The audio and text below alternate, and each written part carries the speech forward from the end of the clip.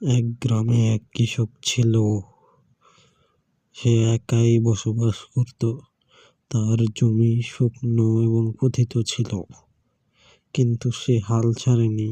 সে প্রতিদিন জমিতে যেত, মাটি খুঁড়ত আর বীজ লাগাত। সে কঠোর পরিশ্রম করত। গ্রামবাসীরা সকলে তাকে দেখে হাসতো আর বলতো, বৃষ্টি নামবে না, তোর কষ্ট বিফলে। কিন্তু রামু বলতো, কষ্ট কখনো বিফলে যায় না। যে কষ্ট করে উপরওয়ালাও তার সাথ দেয়। একদিন হঠাৎ করে জমিতে মেঘ দেখা দিল। বৃষ্টি নামলো এবং তার জমি সবুজ ফসলে ভরে গেল। তার মুখে জয়ের ঝলক দেখা দিল।